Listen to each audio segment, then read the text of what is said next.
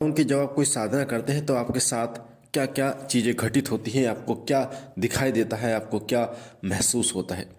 चाहे आप कोई भी साधना क्यों ना करें, जब आप साधना में बैठते हैं तो अनुभव एकदम शुरू नहीं होते।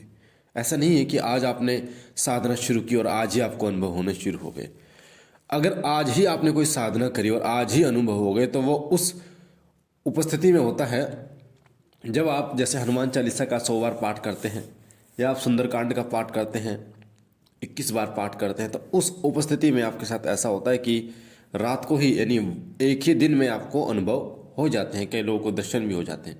पर जब कोई 11-21 दिन की साधना आप करते हैं तो उसके अनुभव 2 से 3 दिन में शुरू हो जाते हैं। और ऐसा नहीं है कि अनुभव आपको जब तक आपकी साधना चलती है तब तक आपको अनुभव होते हैं। अनुभव होते हैं जैसे आज आपने मान लीजिए कोई साधना शुरू की और 2 दिन बाद आपको अनुभव हुए, उसके बाद फिर आपको 4 दिन बाद अनुभव हुए, उसके बाद फिर आपको कुछ दिखाई दिया। इस तरीके से आपको अनुभव और कुछ चीज़ें जो हैं वो दिखाई देती हैं। साधना के समय जो चीज़ें आपको दिखाई देती है वो सत्य होती है। सत्य कहने का मतलब होता है कि वो स्वप्न के माध्यम से आपको दिखाई देती हैं, महसूस होती हैं, वो सत्य होती हैं, जो कि शक्ति के द्वारा या तो परीक्षा लेने के लिए आपकी भेजी जाती है या फिर आपको जब आप जिस शक्ति की आप उपासना करते हैं उस शक्ति के जरिए अन्य शक्तियां खींची चली जाती हैं। तो कौन कौन से ऐसे अनुभव आपको होते हैं, क्या क्या चीज़ें घटित आपके साथ होती है, वो मैं आज आपको बताने जा रहा हूँ। वीडियो को ध्यान से सुनना ताकि एक एक चीज़ बारीकी से आपको समझ में आए। जब आप साधना के लिए बैठते हैं तो आपको सवारी दिखाई देती है, ऐसा लगता है कि आपके खुद के ऊपर सवारी आ रही हो, या कई बार आपको कोई चौकी दिखाई देती है, वहाँ पर बहुत सारे लोगों के ऊपर सवारी आ रही है। ऐसा आपको दिखाई देता है जब आप कोई साधना शुरू करते हैं। साधना के दौरान आपको पितरों के दर्शन होते हैं। कई बार अगर आपके पितृ बंधन में हैं या उनको भोग प्रसाद प्राप्त नहीं हो रहा या आप अमावस्या नहीं निकाल रहे या पितृपक्ष नहीं निकाल रहे, तो आपको उनके जो दर्शन होते हैं वो ऐसा होते हैं जैसे वो रो रहे हों, वो भिक्षा मांग रहे हों। इस तरीके से उनका दर्शन होता है। या फिर वो बंधन में आपको दिख जाते हैं जब आप कोई साधना करते हैं। और जब वो प्रसन्न होते हैं तो आपको सफ़ेद वस्त्रों में दिखाई देते हैं। कई बार आपके पास आकर बैठ जाते हैं, आपका मार्गदर्शन करते हैं, आपका हालचाल पूछते हैं। ये अगर वो प्रसन्न होते हैं तो पितर आपको दिखाई देते हैं स्वप्न के माध्यम से। जिस भी देवी या देवता की साधना आप कर रहे हैं उसके साथी देवता, उनके सेवकगण आपको दिखाई देते हैं। उदाहरण के लिए अगर आप भगवान शिव की साधना करते हैं तो आपको भगवान शिव से जुड़े उनके सेवक जो होते हैं, नंदी है, जैसे बैल आपको दिखाई दे रहा है, या फिर अन्य भूत प्रेत आदि आपको दिखाई दे रहे हैं जो उनके सेवा में रहते हैं, पर वो आपको किसी प्रकार का नुकसान नहीं पहुंचाते। अगर आप माता काली की उपासना कर रहे हैं, माता काली की साधना करते हैं, उस समय भी आपके साथ ऐसा होता है कि बहुत सारी योगिनी आपको दिखाई देती है। कई बार ऐसे दृश्य आपको दिखाई देते हैं जो थोड़े से संभोग के दृश्य होते हैं, वो ये सब योगिनियों के दृश्य होते हैं।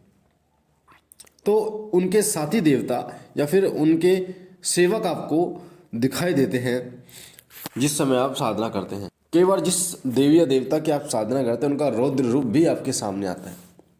जैसे माता काली का रौद्र रूप आपके सामने आता है, ऐसा लगता है कि रथ पर सवार माता विकराल रूप धारण करे, चारों तरफ आग लगी हुई है और कटारी लेकर आपके पीछे भाग रही है। ऐसा भी दृश्य आपको दिखाई देता है साधना के दौरान। या फिर अन्य देवी देवताओं की हम साधना करते हैं तो उस समय भी आपको ऐसा दृश्य दिखाई देता है। कई बार साधना के दौरान आपको ऐसा लगता है कि कोई आपसे साधना करने के लिए मना कर रहा हो कि इस साधना को आप मत कीजिए। जब आप साधना करते हैं तो कई बार ऐसा होता है कि आपको डर लगता है, और इतना डर लगता है आपको ऐसा लगता है कि आपके कोई पीछे है, आपके पास कोई आकर बैठ गया है, आपको कोई छूने की कोशिश कर रहा है। इस तरीके के अनुभव आपको होते हैं। आपको ऐसा लगता है कि आपका शरीर जो है वो बिल्कुल हल्का हो गया है, आप अपनी उपस्थिति नहीं पहचान पा रहे हैं कि आप बैठे भी हैं, कहीं आप सुन्न हो गए हैं, आपको पता ही नहीं चल रहा कि आप यहाँ पर हैं। कई बार आप जब साधना करते हैं तो मंत्र जाप करते हैं तो आप सोचते हैं कि मेरी इतनी बार पूर्ण हो चुकी है, अब मैं उठ जाऊँ, पर ना चाहते हुए भी आप उठ नहीं पाते। आपको जो आनंदमय अनुभव होते हैं उन अनुभवों के ज़रिए आप जो मंत्र जाप है वो धीरे धीरे आगे बढ़ाना शुरू कर देते हैं। कई बार साधना के दौरान आपको कुछ अश्लील और गंदे विचार भी देखने को मिलते हैं। ये जो अश्लील और गंदे विचार साधना के दौरान आपको देखने को मिलते हैं, ये इसमें होता क्या है कि जो उनके सेवक होते हैं वो आपकी साधना को खंडित करने की कोशिश करते हैं। मैं आपको बता दूं कि जब भी आप किसी देवी देवता की साधना करते हैं तो उनके जो सेवक, उनके गण होते हैं, वो हर प्रकार से आपकी साधना को खंडित करने की कोशिश करते हैं। आपके दिमाग को कहीं और ले जाने की कोशिश करते हैं। आपके दिमाग में अलग अलग विचार डालने की कोशिश करते हैं। ऐसे विचार डालने की कोशिश करते हैं जिससे आप स्वयं से घृणा करना शुरू कर देते हैं। जब आपसे एकदम, जैसे ही आप साधना में एकदम उठते हैं तो एकदम आपको ऐसा लगता है कि आप डर गए हैं।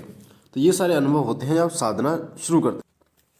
कई बार जब आप साधना करते हैं तो आपके साथ ऐसा भी होता है कि साधना आप कर रहे हैं, रात को आपको ऐसा महसूस हुआ, कुछ ऐसे दृश्य दिखाई दिए कि आपका ब्रह्मचर्य जो है वो खंडित हो गया। यानी आपको स्वप्न के माध्यम से ऐसा दिखाई दिया और आप सोच रहे हैं कि अब तो साधना करना संभव ही नहीं है। तो ये सब जो उपज होती है ये उन्हीं जो उनके सेवक होते हैं उन्हीं की होती है। क्योंकि मैं आपको बता दूं, जितने भी देवी देवता होते हैं इनकी सेवा में देवी देवता, महर्षि और महात्मा यही नहीं, यहाँ तक कि भूत प्रेत आदि भी इनकी सेवा में रहते हैं। हर प्रकार से चुड़ैल, भूत प्रेत, जन्नात भी इनकी सेवा में हरदम तत्पर रहते हैं। तो गंदे से गंदे और अच्छे से अच्छे जो शक्ति है वो इनकी सेवा में जो प्रसन्न रहती है। तो इस तरीके के अनुभव जो हैं वो आपको साधना के दौरान होते हैं। तो अगर आपको इस तरीके के अनुभव हुए तो सबसे पहले तो जब आप कोई साधना शुरू कर रहे हैं तो आपको ये पता होना चाहिए कि साधना के दौरान कौन से अनुभव होते हैं, किस किस प्रकार के अनुभव होते हैं। एकांतवास आपका होना चाहिए, यानी कमरा अकेला आपका होना चाहिए। ऐसा नहीं कि सभी उसमें सो रहे हैं। एक कमरा आपकी पूजा के लिए होना चाहिए, उसी में आपको साधना करनी है, उसी में आपको सोना भी उसी में ही है। तो डरने की आवश्यकता है नहीं आपको। इस तरीके के स्वप्न आपको दिखाई देते हैं, पर जैसे ही आपकी साधना पूर्णता पर आती है तो वैसे वैसे ये चीज़ें खत्म होनी शुरू हो जाती है। और एक ऐसा भी समय आता है जब आपकी साधना पूर्ण हो जाती है और आपको उसका मनोवांछित जो फल है वो प्राप्त हो जाता है। जब आपकी साधना पूर्ण हो जाती है तो जो देवी देवता आपसे प्रसन्न है वो स्वयं आपको बताते हैं स्वप्न के माध्यम से कि वो आपसे प्रसन्न है, वर आप मांगिए।